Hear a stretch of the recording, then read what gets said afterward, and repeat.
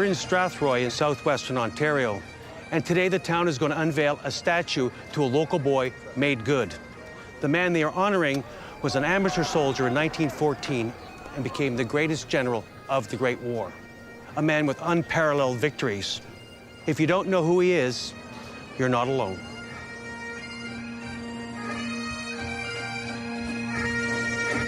General Sir Arthur Currie was a natural leader, a brilliant general and a giant of a man who changed the course of Canadian history. This statue is a heartfelt tribute by his hometown, and that is appropriate, for Arthur Currie was the most famous Canadian of his time. We are going to go back to Europe, and we're going to find the battlefields and the places where Arthur Currie won his great battles and where he became the foremost general of the Great War. And we're also going to find out why he was forgotten.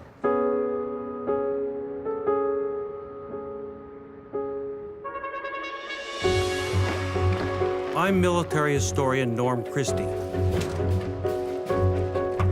I've been touring the old Western Front for 30 years. By visiting the famous and not so famous cemeteries and battlefields, you'll get a unique perspective on the war and the men and women who fought it on the Great War Tour.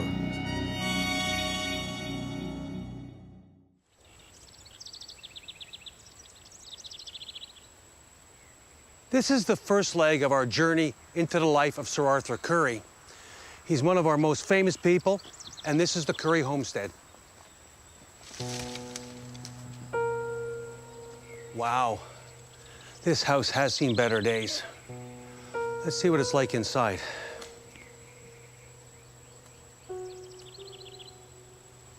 Wow. Paint's on the walls, broken glass everywhere. What a mess. It's hardly a fitting monument to a great man. It's hard to imagine that Arthur Currie spent his first 18 years in this house. In fact, this staircase looks original. You can well imagine a young Arthur running up and down these stairs as a little boy.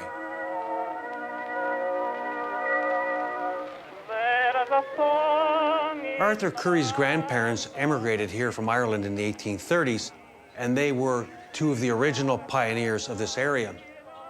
Currie himself was born in this house in 1875, and he lived here for about 20 years. But the change in his life came after his father died when he was only 15.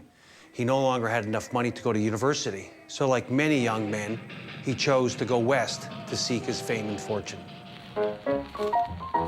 When Arthur Currie moved out to Victoria, British Columbia, he first became a teacher, and he did that for a while, but it just wasn't lucrative enough. So he got involved in insurance sales, then he got involved in real estate, and he was reasonably good at this. But where he really excelled was as an officer in the Canadian militia. Currie joined the militia in the 1890s. A lot of businessmen did this to increase their political contacts, to add to their business. However, a lot of them didn't have a natural affinity for war. Arthur Currie did, and within 10 years, he rose to become lieutenant colonel of a garrison artillery militia regiment. In 1914, with the outbreak of the First World War, all these militia officers had to stop playing at war, for now it was the real thing. And for Arthur Currie, he would find his greatest challenges on the bloody battlefields of the Great War. Wipe the tears, baby dear, from your eye. Don't talk to cause I know, I'll be. All my men in my 1st Division are from the West. Hearty men from the plains, the interior of BC, and the coastal cities. They will fight like Billy be damned.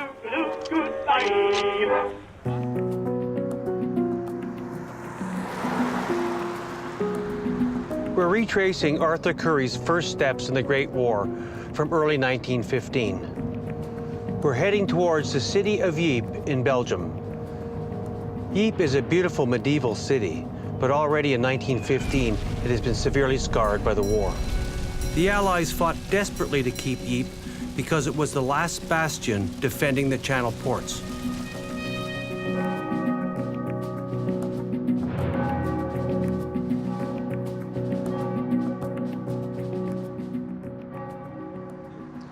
This is Hebe Belgium, and this is the first important location in Arthur Currie's war. In mid-April 1915, 20,000 inexperienced and enthusiastic men of the 1st Canadian Division marched through the Grand Place here, out to the front line.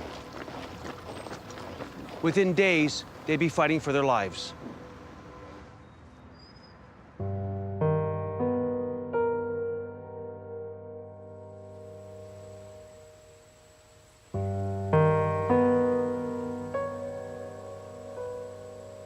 This farmer's field is east of Hebe Belgium, and we're standing on what were the front lines of the 1st Canadian Infantry Division, commanded by Sir Arthur Currie. The salient itself had been formed in 1914, and it was a dangerous bulge in the Allied line. They were surrounded by the Germans on 3 sides, and they could pour artillery on them from all those different positions. But Hebe had a huge propaganda and morale purpose, and the salient was very important and had to be held at all costs.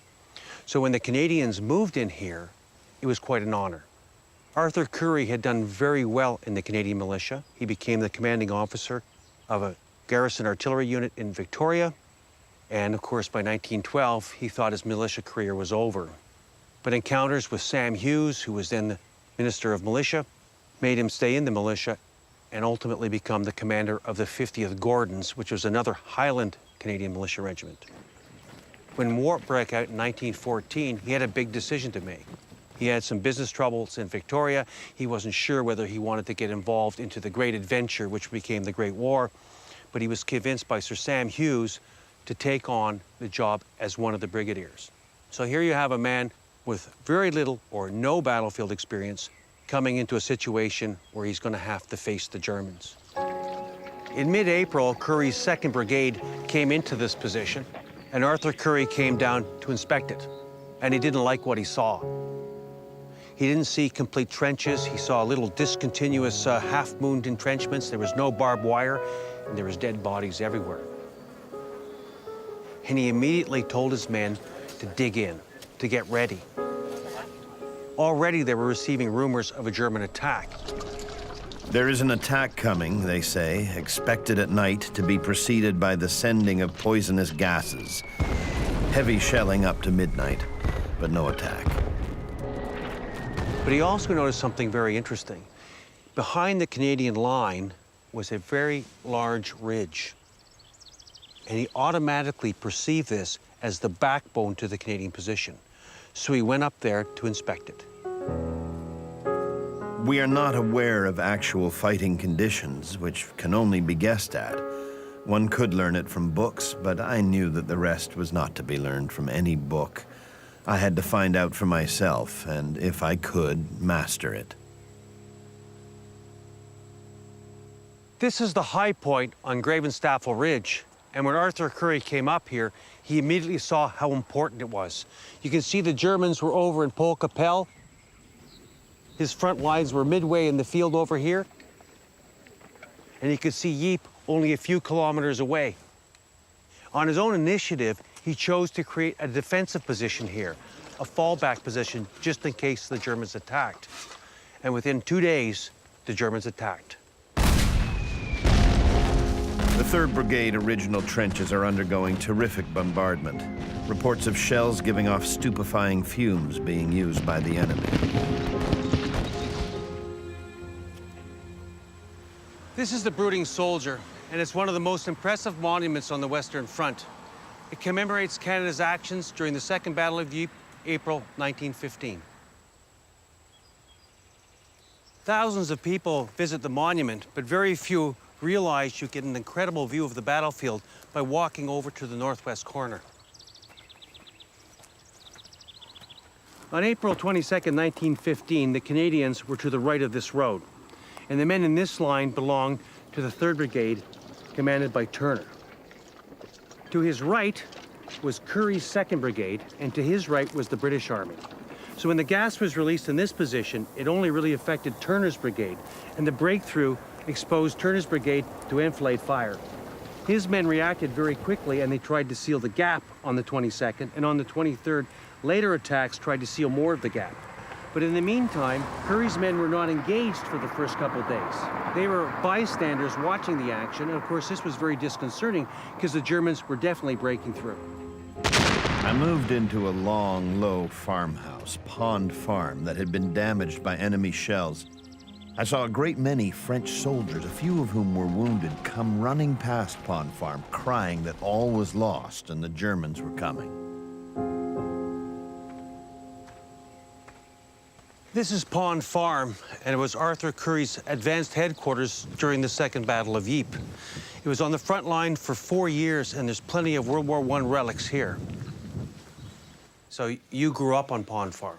Yeah, I grew up here, and we found a lot of World War stuff because of my father, because he drives here with his tractor and his plow. Right. And that's the reason why we find all that stuff, and I wanted to know what it was, and I could not throw it away, or I could not sell it, so I said, oh, I will start a collection, and it's a collection from 11 years, something like that. Wow.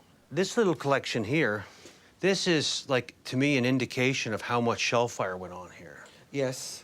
Now, this area, Pond Farm, was on the front lines for basically 4 years. Yes, yes. So you had everybody shooting at this place. Yeah. And you speculate there must have been hundreds of thousands of shells fired in this vicinity. At the beginning in 1914, the Germans were here. They demolished the farm, the roof was gone.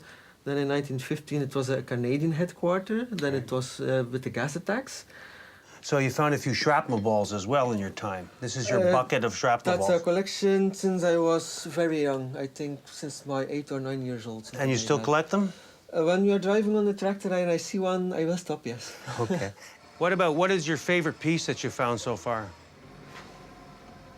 This is a German wallet. Oh, wow. It's too fragile to open it, Right. but there's money inside. Wow. I think I will take an X-ray. Oh, that'd be interesting. Then I can see how many coins are inside. Wow. That's a neat one. That's very special. So you like to the me. personal effects? Yes, yes. We're interested in Arthur Currie. So we're talking about the Canadians in 1915 here. Yes. Because we know this was his advanced headquarters. He had another one behind, and this is where he got caught up with the gas attack, which of course took place here. And Staffel Ridge, of course, is just beyond your farm. Let's go outside. The land here has never been plowed before because it's too dangerous. There's too much munition and too much concrete here in this land. And if we would drive here with our tractor, we would harm our machine. So, yeah. So really, you haven't touched this thing for 100 years. Yeah, that's 100 years. It's been like pasture land. Yeah. So with Currie, what happened is he's here and he's getting the reports when the gas is launched. Yes. But the gas is all launched over there. Yeah. So as everybody's running away over there and their fighting is over here, his guys are still in the line. But just prior to the battle, he had gone up the Staffel Ridge, fortified locality, see the high point, and then once the action starts, he's here going, where is everybody? Where's my flank? What's happening? Because now he can hear the Germans behind him. I could send no help to my front lines. My reserves were all used up. The situation was so serious, I told Colonel Lipset that if it was impossible for him to hold on, he had my permission to retire. His men are still up in there, and they're there for another 2 days. So he actually leaves his post. He goes back in to try to find the British general. As soon as I explained to General Snow that there was apparently a gap between the left of my 8th Battalion and the 3rd Brigade troops, he shouted at me and asked me how I dared to allow a gap to occur. General Snow roundly abused me and told me to get out, shouting at me to give them hell, give them hell. I've never heard a more stupid remark. But he leaves his command under a really good guy, really good general, Louis Lipset. Colonel Lipset urged me to go and get in touch with this counterattacking force, point out the situation to them, and direct them. He comes back, and finally they get evacuated back over the Staffel Ridge. Oh my God. But from here, because the communication was so bad, he couldn't even figure out what was happening anywhere, because they're pulling out, the Germans are attacking again, there's more gas. It's quite remarkable. And Currie had never been in a battle before. It was his first battle.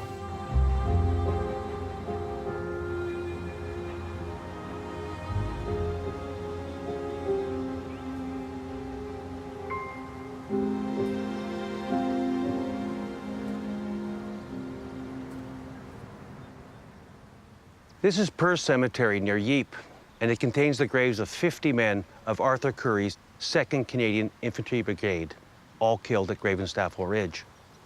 On April 22, 1915, the Germans launched the gas attack against the French and broke through. But 2 days later, they launched a major attack on the Canadians using gas and infantry reserves, and this time they tried to encircle the Canadians by driving up Staffel Ridge. The rifle, machine gun fire, and shell fire was terrific. We can only hang on. Our fellows had absolutely no protection. But they had stout, willing hearts and a firm determination not to give in. They preferred death to retreat or dishonor. Currie's decision to build a defensive perimeter here actually saved the day, and they were able to stop the German attack. It is remarkable that a man who had never been in battle before, and after only 1 month at the front, could make such an important decision. He used his intuition and common sense, and it was a sign of things to come.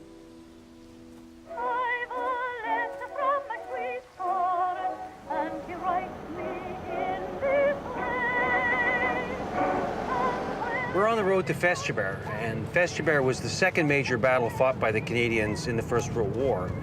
And it's one where Arthur Currie really got a taste of British generalship.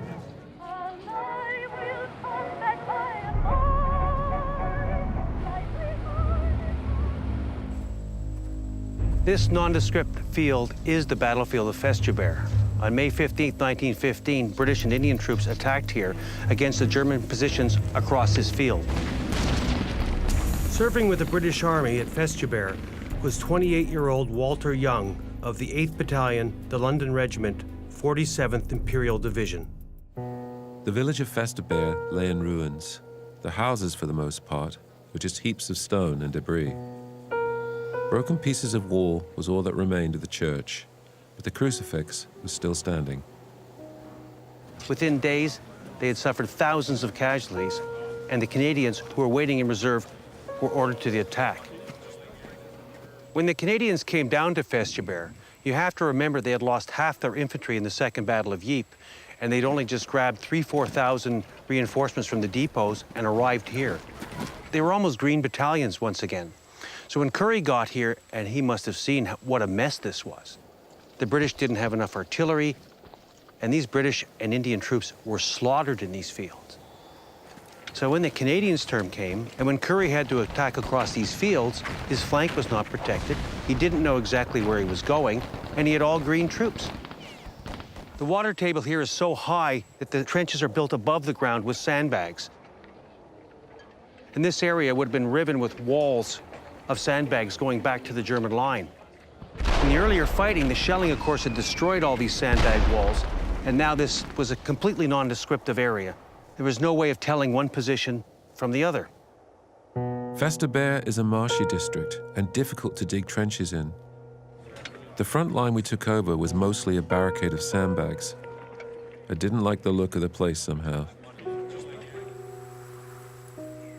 When the 3rd Canadian Brigade was committed, they captured Canadian Orchard. And then following up that attack, they ordered Currie's 2nd Brigade to move forward and attack a position called K5 and M5. These are points on this line of sandbags that didn't even exist anymore. In an afternoon reconnaissance, Brigadier General Currie had been unable to identify his objective. The Festa Bear Trench map was full of inaccuracies. Furthermore, it was printed upside down. When Currie saw the position, he didn't want his men to attack. There was just no chance for success. He wanted a postponement so he can reconnoiter the position and come up with an appropriate plan. A shallow communicating ditch provided the only semblance of a covered approach to his target. Currie therefore asked for the attack to be postponed until the next day. And he was overruled, and the attack went in to heavy casualties. In opposing the attack, this was my first difference with the High Command. But still, I was ordered to make the attack. General Alderson ordered the 2 Canadian brigades in the line to assault. It was broad daylight when the attack started. It was the same story of men advancing magnificently against a hail of machine gun bullets. Half the force advancing across open ground towards K5 was quickly cut to pieces.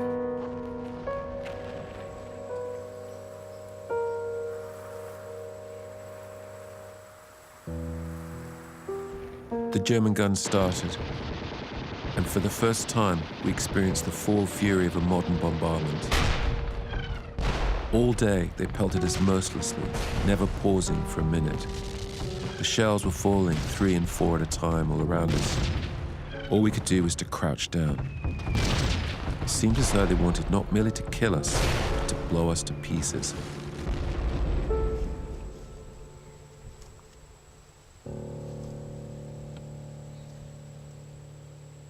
I'm looking for relics of the Battle of Festa Bear, and these fields are usually full of tramp metal, shrapnel balls, and bullets.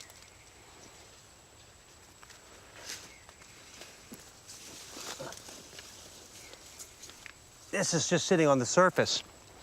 This is the base of a shrapnel shell. They were always firing shells, so you can speculate that there'd be 10,000 shells fired off in this field. The storm of shells was unabated. The supplies seemed inexhaustible. For 18 hours, we endured this. One man was crying piteously, "Help me, somebody." A bomb had exploded in his face, blinding him. He died later. And then occurred the most terrific thunderstorm I've known. It was as though this scene of violence and bloodshed had brought upon us the wrath of God. That same morning, General Haig visited General Alderson's headquarters to express dissatisfaction at the failure of the Canadian attacks and to insist that the Germans be driven from their positions. At 2:30 a.m. on May 24, 1915, Currie's brigade attacked. Within half an hour, they had pushed the line forward, but casualties were heavy. You can't know how proud I am of my brigade. They've been tried in the fiercest possible tests and have run true. The Battle of Festa Bear ended May 24, 1915, and it cost British, Indian, and Canadian troops 15,000 dead and wounded. But Arthur Currie had learned a great lesson. These professional soldiers, these British generals, were very capable of making terrible mistakes. The British commander sent us a message. "Well done, 2nd Brigade." While such messages are deeply appreciated, they do not console. I now know better than ever that I was right. At Festa Bear, I lost 53 officers and 1,200 men.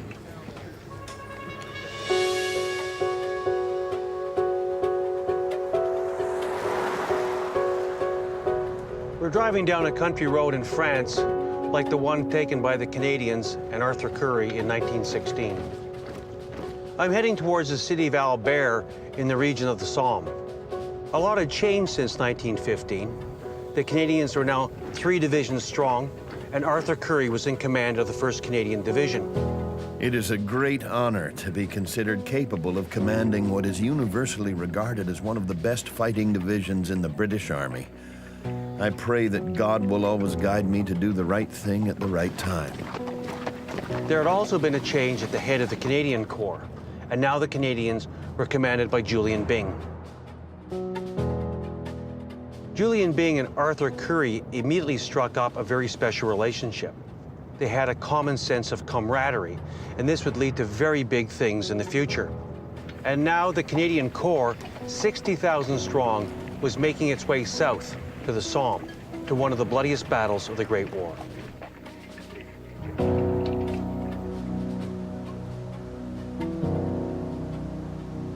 We're in Pozieres village on the Somme, and from here you can see 2 monuments reflecting the sacrifices of that great battle.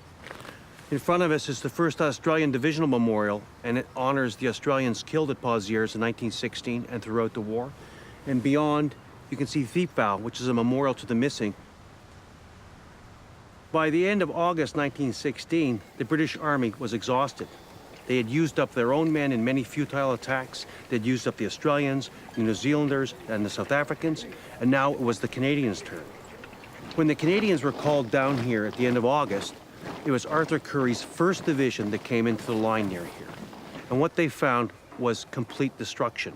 The village of Pozieres had ceased to exist, and there were corpses everywhere from many failed attacks. And it was Currie's men that were about to be thrown into the battle. Absolutely continuous shelling night and day.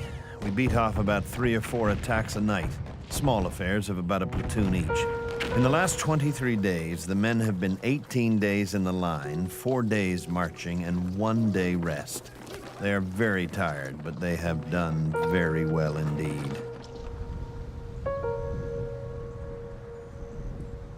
This is Adinak Military Cemetery north of Courcelette. And from here, you get an incredible view of the attack on Regina Trench from October 8, 1916. Regina Trench ran across the fields just in front of the cemetery for another 1.5 miles in the other direction. And it was Arthur Currie's 1st Division that were supposed to make the assault and take the trench. The problem was, advanced warnings indicated that the artillery bombardment had failed to cut the barbed wire in front of the German trench. Currie had advised headquarters that the preparations were insufficient for the attack, but nonetheless, the general in charge, Hubert had ordered it forward, and the men attacked. It was hell, proper hell. Our casualties very severe and trenches very bad. What none of us like is sitting still and getting blown to pieces.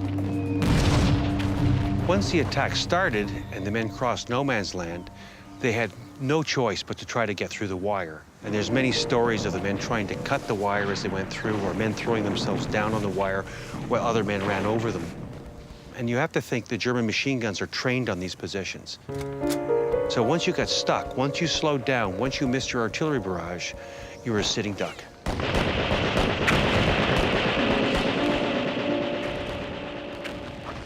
The attack failed along the Miramount Road over here, and on the eastern side, his battalions got into Regina Trench and secured their positions.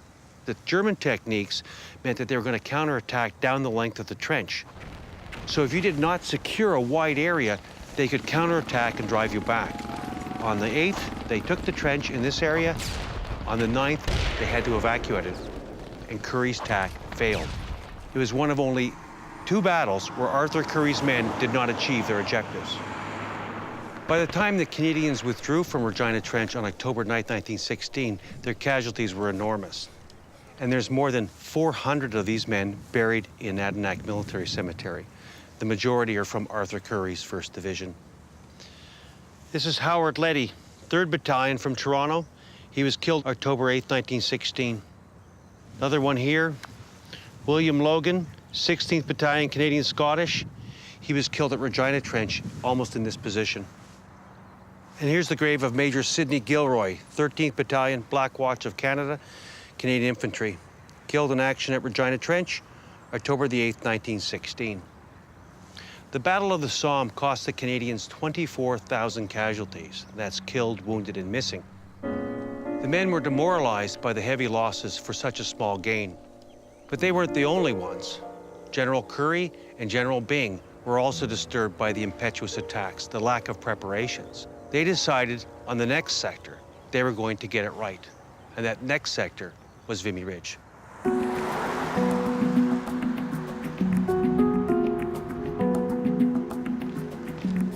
In mid-October 1916, Arthur Currie and the Canadians were ordered north. We're following their path from the Somme to the village of Equave near Vimy Ridge. Vimy had a reputation of being the most formidable German sector on the Western Front.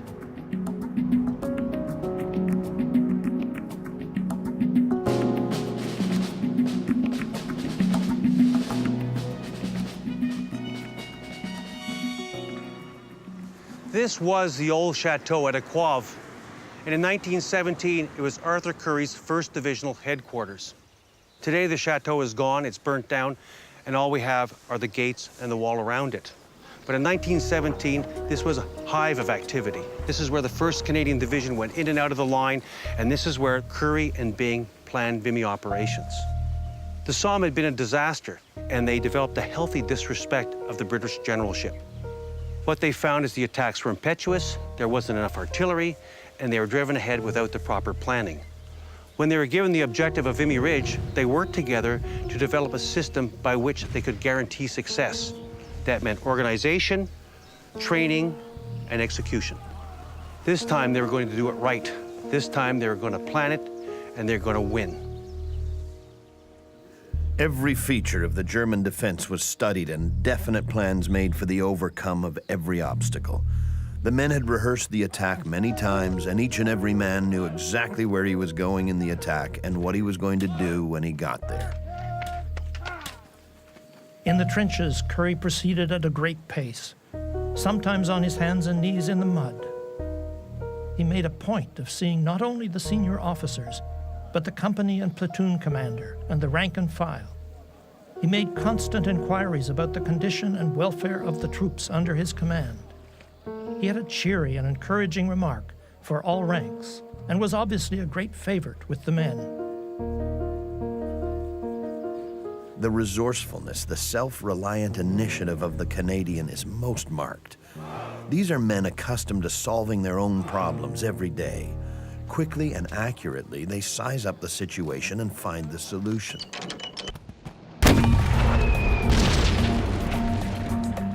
The attack was carried out exactly as planned. Stiff fighting, every battalion doing equally well.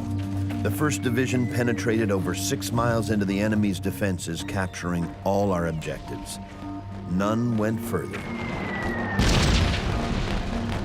None killed more Germans than the 1st Division.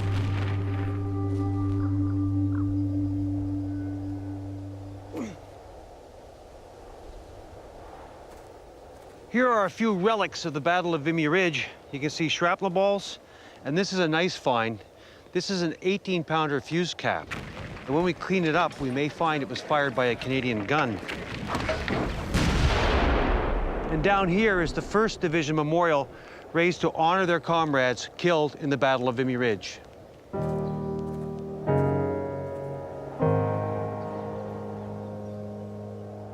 The victory of the Canadian Corps at Vimy Ridge is universally regarded as the finest feat of arms performed by British troops in the whole war.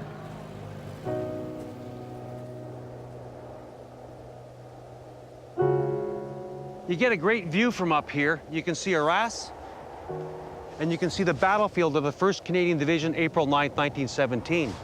Currie's division had performed brilliantly. They were on schedule, they took all their objectives, and they smashed the German army. The overall victory at Vimy brought acclaim and promotions. And the first promotion was Julian Byng being sent to command the 3rd British Army. Arthur Currie got knighted, but by Byng's movement, there was a vacancy at head of the Canadian Corps, and there was some debate as to who was going to get it.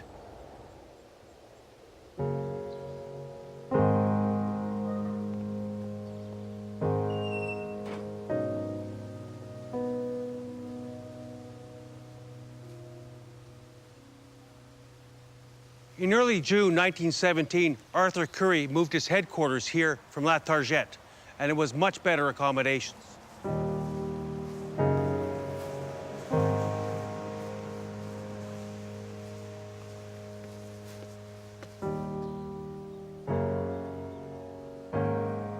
This is Chateau d'Ac. Chateau d'Ac is a beautiful 19th century chateau, and you can see here evidence of the Great War. They used this First World War helmet as a planter for the last 100 years. It was here that changes came to the Canadian Corps. Julian Byng was promoted to command the 3rd Army, and that left a vacancy. And there was some debate as to who was going to get it, Arthur Currie or Richard Turner in England. In the end, pressure from the Canadian government, pressure from Julian Byng, and pressure from Douglas Haig made Arthur Currie commander of the Canadian Corps.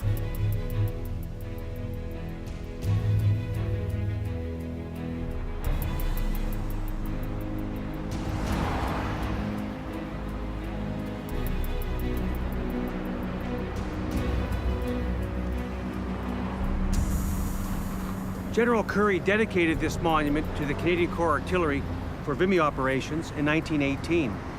Thousands of soldiers lined the streets here, and of course this area was a barren wasteland. There was nothing here but the monument. In fact, that's one of the most interesting things about it, is that the only thing that's the same since 1918 is this monument. Everything else has grown up all around it. General Currie was over here, and Canon Scott was beside him, and there's an iconic photograph of the two of them unveiling the monument. The monument is ringed with massive shells from the garrison artillery, so it's appropriate Arthur Currie should unveil it because he was a militia commander of a very big garrison artillery battery in Victoria before the war began. His use of artillery throughout the war was very specific, and he always made maximum use of his heavy guns. Oh, they put me in the army and they handed me a sack. They took away my nice new clothes. In the fall of 1917, the Canadians, now under the command of Sir Arthur Currie, are ordered north to return to Belgium. We're following in their footsteps from Vimy to a position near the village of Passchendaele in the Ypres salient. The Ypres salient was really a bulge in the German line, and the problem was any troops stationed here were vulnerable to heavy artillery fire coming from all three directions. We're going to head to the jump-off point, which is sort of one of the great ironies of modern times versus the Great War, because the jump-off position is now a cheese museum.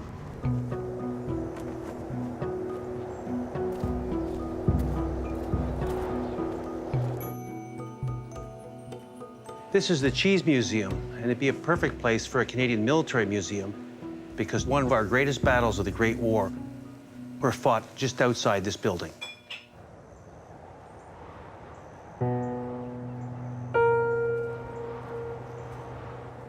This is the Passchendaele Battlefield. It's the most infamous battle of the Canadians during the Great War.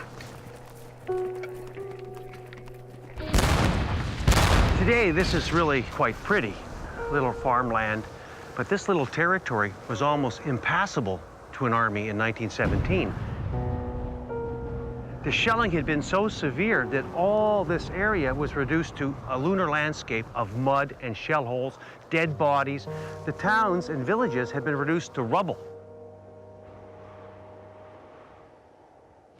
Passchendaele offensive, or Third Battle of Ypres, started July 31st, 1917.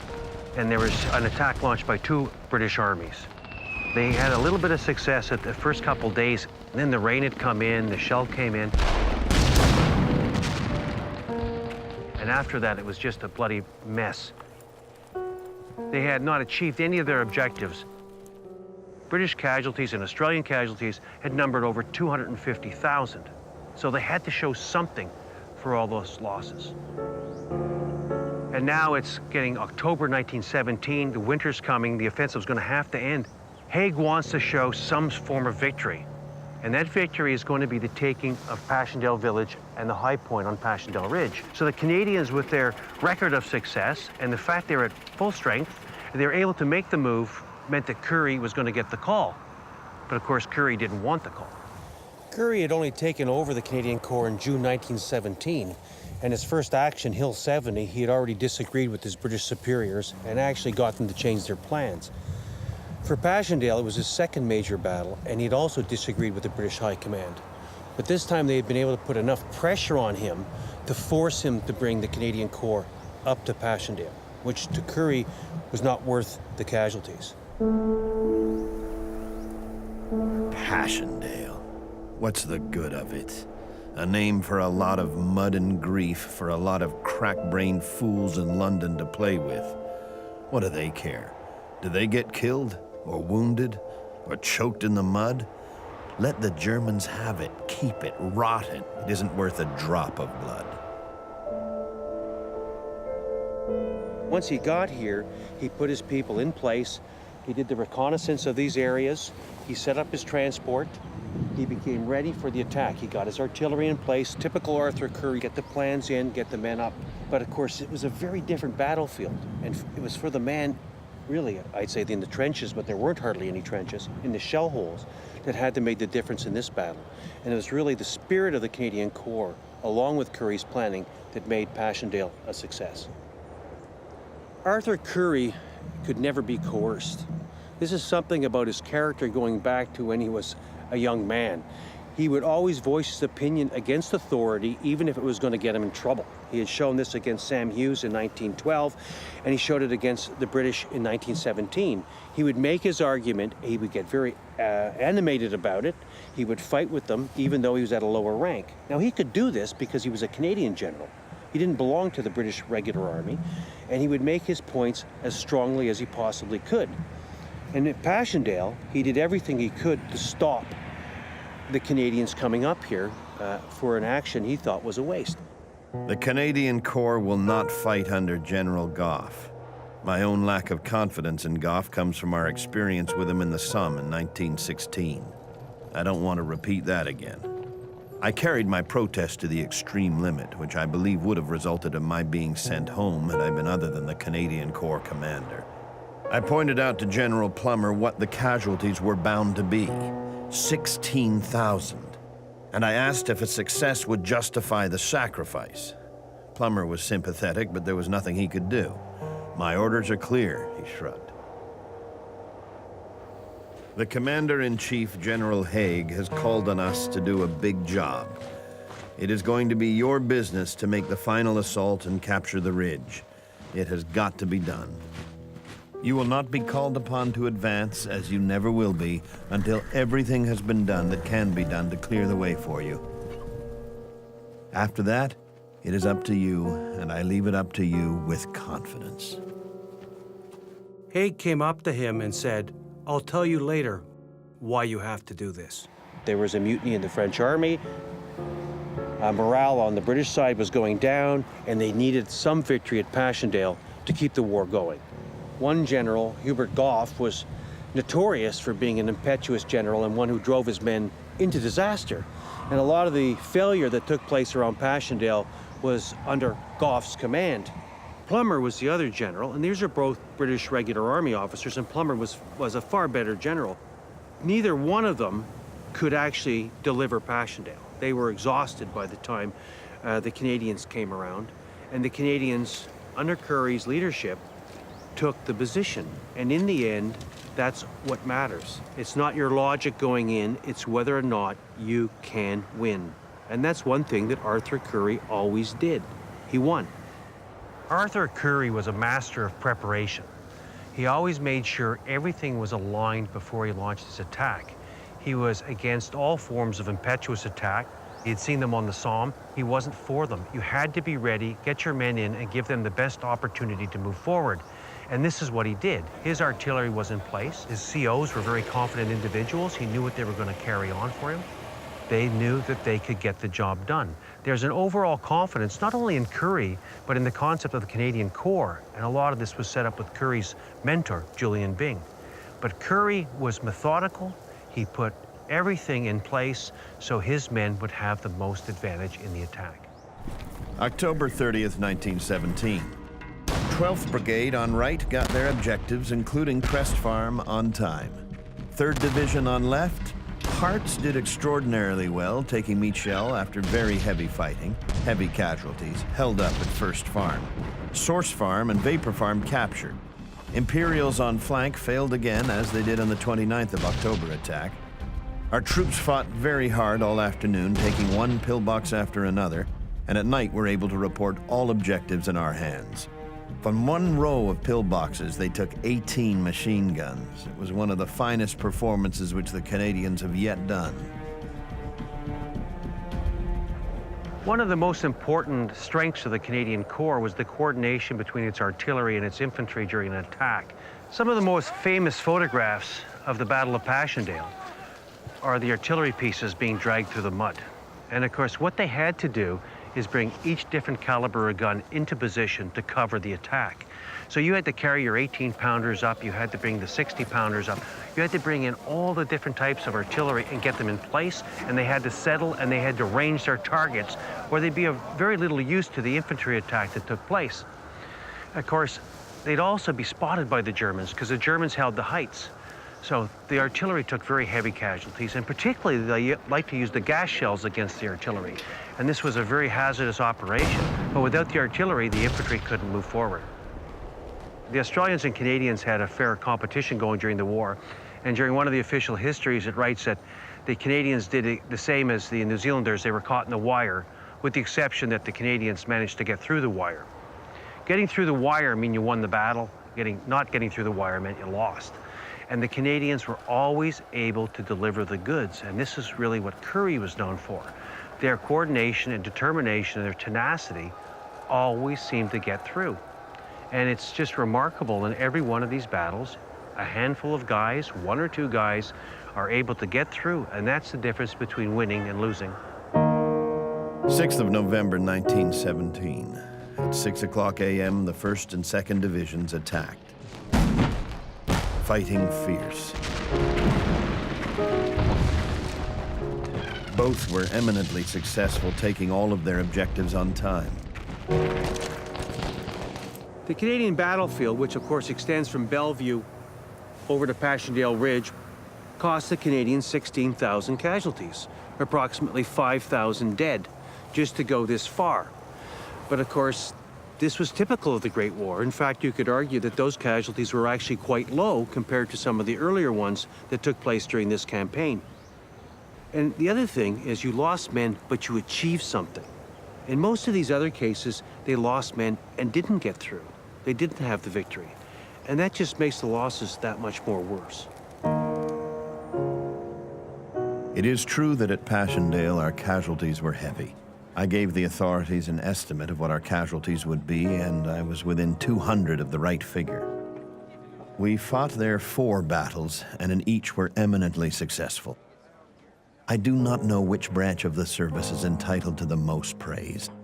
The infantry, who stormed the hostile trenches and beat off the counterattacks, the artillery, who prepared the way for the infantry and who supported the attacks, the engineers and pioneers who made the roads which enabled the guns to be brought forward, thus making victory possible, the medical services who excelled all past performance in these battles, or the supply people in getting forward rations and munitions of all kinds.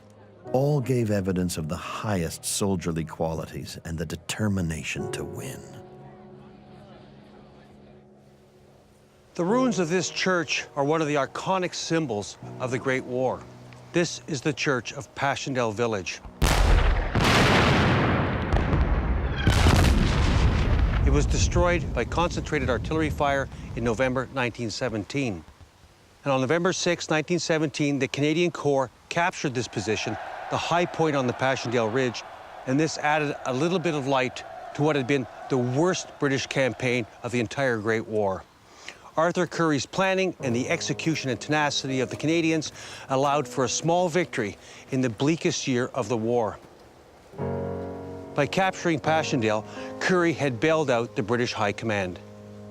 Haig's chief of staff asked me if he might announce in the London press that Passchendaele had been taken. When I assured him it was in our possession, he uttered a fervent, "Thank God."